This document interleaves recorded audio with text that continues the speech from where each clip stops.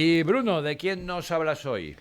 Pues hoy vamos a hablar de un napolitano, Henry de Luca, Enrico de Luca, pero conocido como Henry de Luca, un napolitano fantástico, uno de los mejores escritores italianos del momento. Todo el mundo me merienda de Nápoles, Bruno. Sí, sí, sí. Pues vamos, si quieres conocer Nápoles a fondo, tienes que leer a Henry de Luca, porque muchísimas de sus novelas están ambientadas Mira. o en Nápoles, o en el entorno de Nápoles, o en la bahía, en algún pueblo Pues de la mira, bahía. de la pandilla Manu Badenés ha ido, Nieves Sí, Madera ha ido sí, sí. y les encantan. No sé si los escuchaste. Los escuché la semana pasada y Y si todos lo hablan llego a de- saber, Sí, les hubiera recomendado leer pues sí. algún libro de Henry de Luca, sí. De hecho, el libro del que vamos a hablar hoy está ambientado en Nápoles. El libro se titula Montevideo y Montevideo es un barrio pobre de Nápoles, donde nació y creció Henry de Luca, ¿no? Henry de Luca nació en 1950, como he dicho, en Nápoles, sigue vivo, tiene 73 años y como he dicho antes, el Corriere della Sera dice que es el único escritor auténtico que por ahora ha dado el siglo XXI en Italia. Sí. Era hijo de militar, Ramón, de un militar de un cuerpo alpino. Heredó de su padre una afición enorme a la montaña. De hecho, ha cruzado el Himalaya y lo ha contado Uf. en un libro. Tiene un récord de escalada, por ejemplo. Es el único hombre mayor de 50 años que ha hecho un 8B más. Un 8B más, tú no lo sabrás, Ramón. Yo que he sido escalador en mi juventud. También, además de estar de socorrista y mantenedor de la piscina y de estar en el teléfono de la esperanza, tú también tienes un Tengo pasado una biografía, ¿eh? para empezar a escribir. Pues bueno, hice un poquito de escalada y te digo yo que un 8B más ni las lagartijas suben. Y este hombre con 50 años subió un 8B más, ¿no? Sí. El padre era la relación con el padre no era muy fluida, pero sí con la madre. Tenía una relación muy, muy intensa con la madre, lo cuenta en su primer libro, escrito en 1989, Aquí no, ahora no, cuenta la relación esa con su madre. Es una especie de carta a la madre, una evocación de su Nápoles natal, ¿no? Sus padres vivieron los bombardeos de Nápoles, que fueron muy, muy intensos. De hecho, la casa donde vivían ellos fue destruida por un bombardeo. Luego se pasaron a un pisito pequeñito y él cuenta en este libro cómo no recibían visitas porque no cabía nadie en su pisito. O sea, Eso es gracioso, eran pobres de solemnidad. Eso es gracioso. No, venía una visita y estaba ahí en el relleno de la escalera. Estamos dentro de casa. No invitaban a nadie porque no cabían. Ya sabes que los napolitanos son muy de invitar, pero no cabían en su piso, ¿no? Entonces tienen un recuerdo horrible de la Segunda Guerra Mundial. Tiene estudios primarios y medios, pero no universitarios. Jamás fue a la universidad.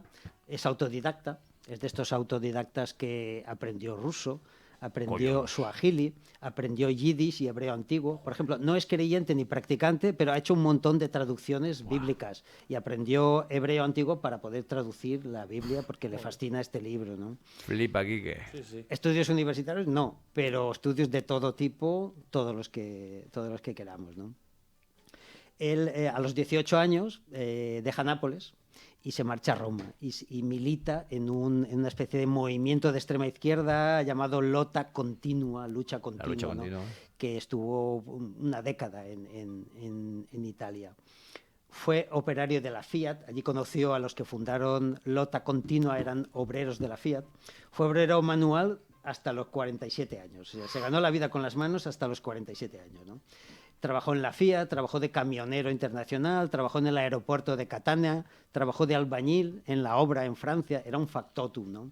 Y tenía también un gran compromiso social y político. Estuvo de voluntario en Tanzania, por ejemplo, conduciendo camiones en Tanzania para una especie de ONG. Allí pilló la malaria, por ejemplo.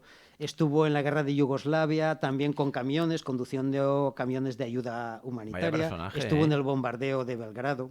Él dice que le contaba a su madre cómo fue el bombardeo de Nápoles en la Segunda Guerra Mundial y él quería vivir un bombardeo. Y estuvo en Belgrado en pleno bombardeo de la ONU. Dice que es el crimen más aborrecible que se puede hacer, es bombardear una ciudad llena de civiles, ¿no? Me lo creo. Tiene toda Incluso la razón. Últimamente, él con 73 años y un amigo jubilado han alquilado una furgoneta, la han llenado de alimentos y medicamentos y han ido a Ucrania. A llevar, o sea, comprometido toda la vida a este hombre, ¿no? Factotum en todos los sentidos, ¿no? Ha sido colaborador, por ejemplo, del Corriere della Sera y de la República en prensa, ¿no? Incluso Mon ha sido jurado del Festival de Cannes, porque ¡Ostras! Mira, oye. es guionista también y ha hecho reportajes para cine y tal, y fue jurado en la 56 edición del Festival de Hombre, de tienes que Cannes. ser cinturón negro para estar en el jurado Sí, de pues, Cannes, ¿eh? pues él estuvo, ¿no? Incluso han creado la Fundación Henri de Luca, que tiene fines sociales y culturales. O sea, como he dicho, un factotum, un factotum. Ha escrito escribió ya, o sea, publicó con 40 años, en el 89, pero a pesar de eso tiene más de 50 libros ya publicados, se ha traducido a más de 23 idiomas, le han dado premios en todos los países, en España, en Francia, en Alemania, en la propia Italia, ¿no? Como he dicho antes, el Corriere della Sera lo define como el único escritor auténtico que ha dado el siglo XXI en Italia. En Italia. Sí, sí. En España lo publica Sex Barral y Acal. La edición que yo he traído de Monte di Dio es de Acal. Y el libro es muy interesante, es una pequeña joya, 140, 150 páginas. Es un escritor que no pasa de ahí normalmente. 150 intensas, pero 150, máximo 200. No suele extenderse mucho, ¿no? Y es una novela, aprendemos un término hoy, un Bildungsroman, lo que se conoce por novela de aprendizaje o formación, ¿no? Los críticos los llaman con el término alemán Bildungsroman, ¿no? Una novela de formación en la que un chaval de 13 años inicia, digamos, el paso hacia la edad adulta. ¿Y dónde lo hace? En Monte di Dio, que es un barrio, como he dicho antes, pobre, en una colina de Nápoles, que es donde él vivió. El chaval vive allí. ¿Y en qué momento? En 1950, justo en la posguerra de Italia, ¿no? ¿Y qué cuenta el chaval? Pues cuenta su primer amor, su primer trabajo, una enfermedad grave de su madre, los abusos que sufre él y su novia, y además cuenta cómo encontró un verdadero sabio, un guía vital, en la figura de un zapatero judío jorobado, y en un rasgo fantástico de la novela, de la joroba al final le salen unas alas de ángel, ¿no? Qué bonito. Un poco el mensaje de la novela sería, incluso en la miseria y en la mugre hay seres angélicos o seres alados, ¿no? Un poco sería el mensaje, usa la metáfora del ángel elevándose sobre el barrio más pobre de Nápoles. Me gusta, Ramón, porque no es neorrealismo, está ambientado en la década de los 50, pero no es neorrealismo. Tiene un punto de magia. Tiene un puntito de magia, tampoco es sentimentalismo facilón. No, por favor. No, es su lectura siempre me ha gustado porque te deja un regusto luminoso, no sentimentaloide, pero un regusto luminoso, y lo hace estetizando el texto, ¿no? Idealizando un poco, pero sin perder la realidad, ¿no? La historia está contada en primera persona. El mismo protagonista es el escritor, que va escribiendo su historia en un rollo de papel que le presta un impresor amigo, ¿no? La escritura es a modo de pequeñas estampas o pequeñas escenas que tienen continuidad, pero no tienen un hilo, digamos, narrativo fuerte, pero sí una continuidad temporal entre ellas. Son pequeños, ya digo, estampas, golpes de texto, ¿no? La escritura es muy sencilla, muy clara, pero intensa. Como he dicho, está alejado del sentimentalismo facilón. Es muy evocadora, es un gran observador y un cuidadoso observador de la realidad. Es muy sensorial, como buen escritor mediterráneo, es una escritura muy, muy sensorial. Y yo diría que esta obra, y junto con el resto de su obra, creo yo, los dos ejes fundamentales serían, por una parte, Nápoles, y por otra parte, la infancia y la juventud. Nápoles, como bien comprobaría Manu y Nieves la semana pasada, es una ciudad portuaria, volcánica, abigarrada, mágica, barroca. ¿Te acuerdas de un detalle que les pregunté? Que en Nápoles la gente con los ciclómetros sonoros nunca va con casco. Bueno, y a veces que me decían que iban 3 y tal y cual, pero yo creía que lo del casco, este es un sitio de Italia, creía que lo del casco era porque son muy rebeldes o porque les da todo igual. Pero me dijeron que había una explicación, que era por los sicarios, por los chavalines sicarios que ahora iban con el casco, así no sé qué son, y se dedicaban a tirotear por encargo. Sí, claro, Parece ser, sí. Calabria está cerca, muy y la bueno, mafia calabresa... Hombre, en Nápoles te diré, pero muy bueno, lo del casco. Sí, para sí. ver la carita. Sigue, perdona. Sí.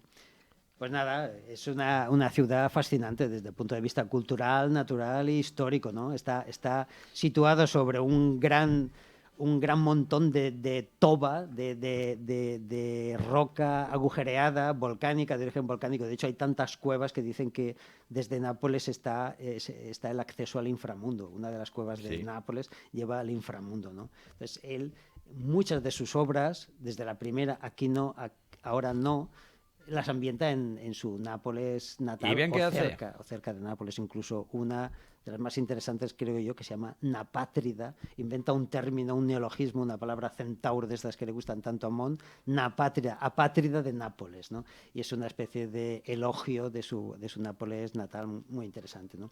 Y el otro gran pilar es la infancia y la juventud, porque tiene una teoría muy interesante. Él dice que es el único periodo de la vida, la infancia y la juventud, en el que somos gigantes.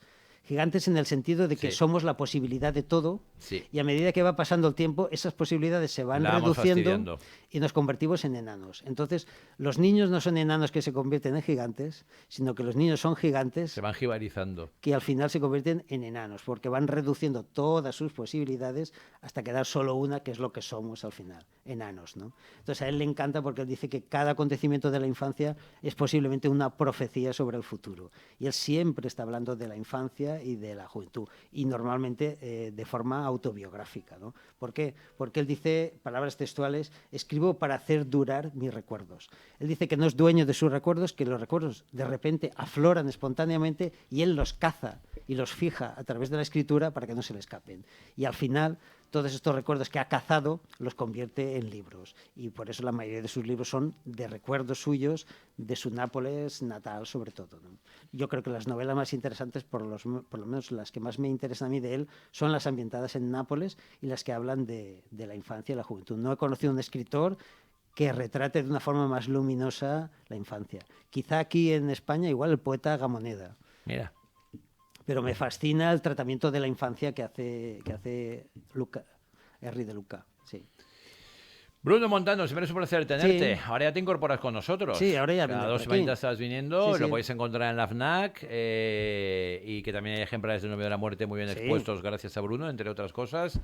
Y Silvia tiene ahí el textito habitual. Despedimos con un textito de Silvia Silvi. en el que habla Henry de Luca de Nápoles. Nacer y crecer en Nápoles agota el destino. Vaya uno donde vaya, ya lo ha recibido como dote. Mitad lastre, mitad salvoconducto. Oye, ¿no tiene nada respecto de Maradona? ¿Y la reacción de Nápoles y Maradona, que fue muy intensa? No lo sé. Investiga a ver. Creo que no le gustaba mucho No, el fútbol. se ve que no era futbolero. Es alpinista. Era como Mon, nos salió como Mon, no me gusta el fútbol. Yo iba a Kung Fu de pequeño.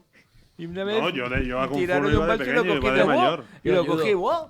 Tengo unos reflejos que el maestro me dijo, ¿qué reflejos tienes, Mon? Yo iba al fútbol con mi padre y me llevaba un libro de Baudelaire y ya está. Claro. Bruno, estamos encantados de verte. Esta es tu casa. Qué Nos vemos bueno muy pronto, tenerte. ¿vale? Sí.